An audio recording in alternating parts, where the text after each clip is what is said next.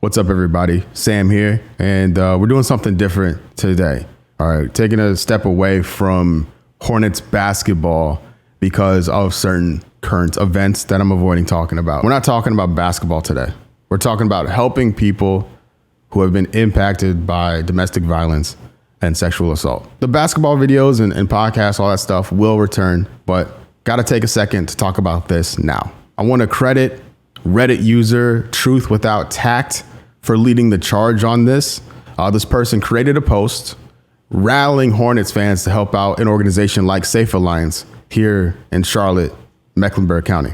This person shared a link on the Hornets subreddit asking folks to give what they can, and that link is in the description of this video. I asked this person if they wanted to be included in this video. They said no, they want to keep the focus on the cause itself, which I respect wholeheartedly. But Truth Without Tact, thank you so much for sparking this idea and amplifying this cause. And I'm just trying to do my small part to carry it on. So joining me now is Caitlin Donnelly with Safe Alliance. Caitlin, thank you so much for joining me. Absolutely. Thank you so much for the opportunity to talk about Safe Alliance. We are in the Charlotte, North Carolina area, and we provide hope and healing to survivors of domestic violence and sexual assault.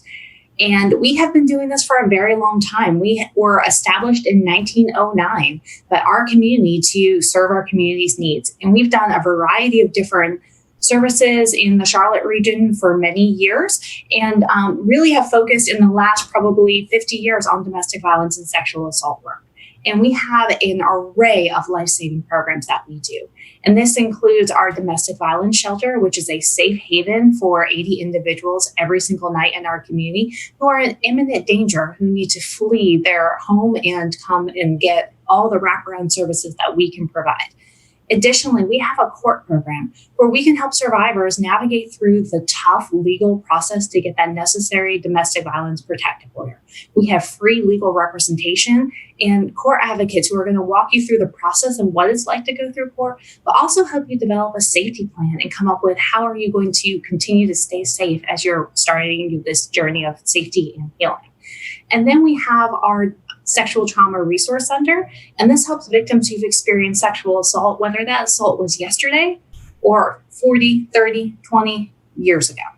And it's one-on-one counseling as well as connection and advocacy support to all of the community resources we have here.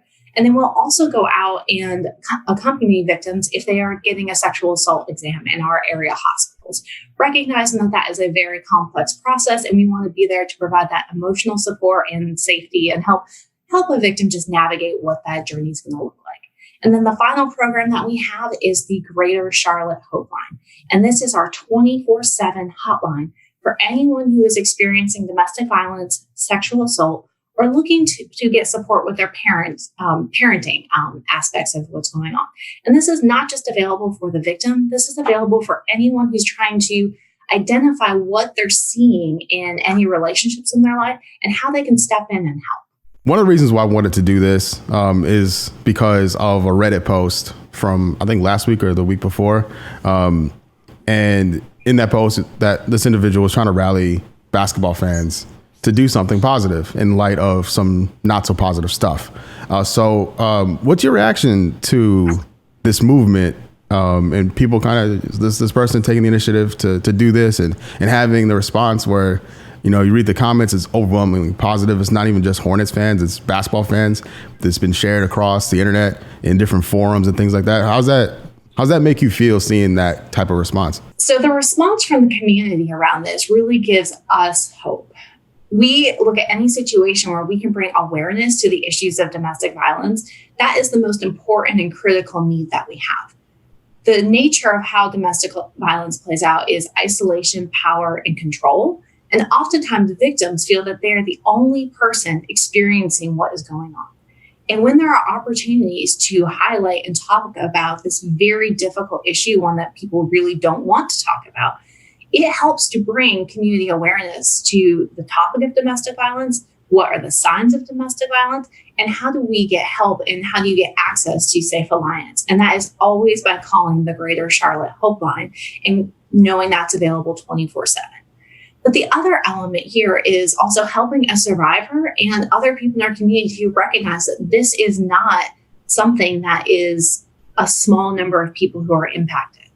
We are impacting, and Safe Alliance serves over 8,000 individuals in Charlotte, North Carolina each and every year.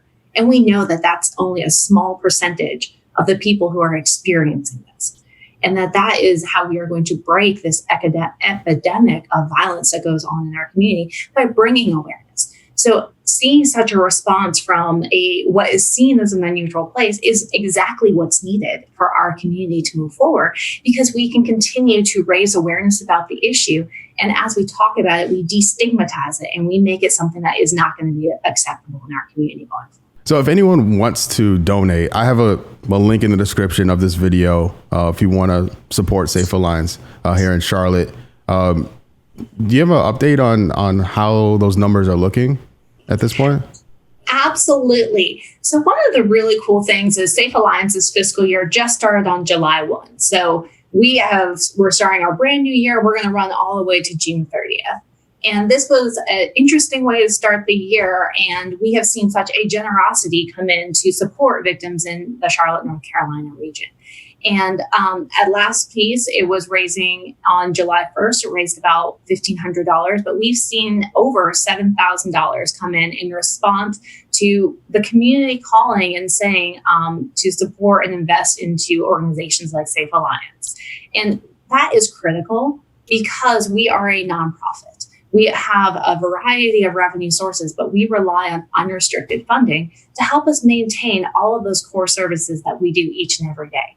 And the other piece that's so important about that unrestricted funding is that provides us the flexibility to be nimble, to adapt and change and respond however the world changes. And this was critical during these last 2 years of the pandemic, when we had to reduce capacity at the domestic violence shelter. And we had to augment this using hotel rooms. And we were able to do this because of generous, unrestricted support that we've had and built from our community members. For folks who don't have the means to donate or who can't donate right now, what are some things people can do kind of when they go to work, when they go to school, just be aware of this? We were talking before we started recording. In my full-time job, we just had training pretty recently about this type of thing, kind of warning signs to be aware of, where things from home can come to work and affect people, and making sure people go home to safe places where they're not feeling endangered. Just kind of warning signs in that respect. Can you talk about that and how people can be mindful of this? So there are no journey of domestic violence is going to be the same, and every path is going to be very different in how this plays out. But there are some things that you will typically notice, and the biggest one that you'll see is isolation. A situation where someone used to be really boisterous, engaged, wanting to be very social, is no longer able to come out, has to check with their partner before they're able to move forward. They don't hang out with their friends or their family, and they're really trying to shut them down and control, who that person is talking to. In a workplace environment, you may notice it with the person being habitually late. They get a lot of text messages or phone calls, and they have a very urgent need to respond to those. There are lots of signs that can kind of bubble up. And what we always say is, if you see something, please do call the Greater Charlotte Hope Line. That number is 980-771-HOPE, or the National Domestic Violence Hotline if you're not in the Charlotte region. And in Charlotte, in the Greater Charlotte Hope Line, talk to one of our advocates who is available 24/7 and talk to them about what you're seeing. And they can probe and work with you to say, okay, what is a safety plan and how can you be a bystander and support this situation and not escalate it? Because we also want to recognize that as a victim is navigating their journey and, wherever they are in that process, that the abuser, that actions taken by certain people can, help a situation, or they can escalate and isolate that person further. So that's a really great thing to just be aware of, changes in patterns and behaviors of what you're seeing from your employees.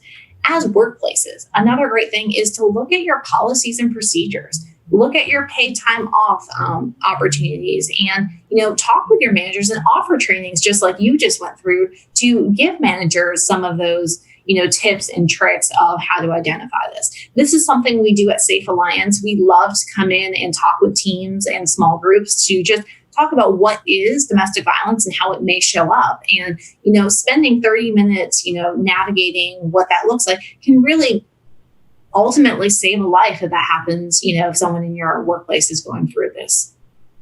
And the stats are there. 1 in 3 women will be impacted by domestic violence or sexual assault in their lifetime. So if you just look around your office place, you definitely have someone there. And folks who want to give and support in Safe Alliance or any other domestic violence or sexual assault agencies, every dollar absolutely matters and is critical and life-saving. But there are so many other ways that you can engage and support. And I think the number one thing that I would ask everyone to do here today is tell someone about this podcast that you listen to and that you learned about these 24/7 hotlines and some of the signs of domestic violence. The more we as a community continue to talk about the issue, you don't know that maybe the person you're talking to is experiencing it. And by you talking about it, you destigmatize it for that person. And then they call in and they get help and we can work and end this cycle of violence. So the more each and every one of us talk about this, and if we can commit to telling 2 people and ask those people to come listen and go tell 2 more people, we can truly change the tides in our communities throughout the country. So thank you, Caitlin, so much for spending some time talking about this with me. I know it's not a normal venue for this type of thing, but I appreciate it. And hopefully everyone out there that's watching this or listening to this can take what she talked about away and apply it to their everyday life, because this type of thing is really tough to stomach. And I think it's gonna take all of us to lessen the burden on people going through this. Please go check out their website, link in the description. It's the only thing in the description. If you don't live in Charlotte, Mecklenburg County, no worries. There are organizations in your community that do something similar. So go check them out, support them as well. This isn't a Charlotte thing. Like, this is a global thing, right? So, and I know I have people watching these videos from all over the planet. So please, if you made it to this point of the video, consider donating, consider helping out where you can. And hopefully we can turn something that is a negative and turn it into a positive and at least a little bit, right? So thank you so much for watching. I appreciate every single one of you. Stay safe out there. I'll talk to you soon. Peace.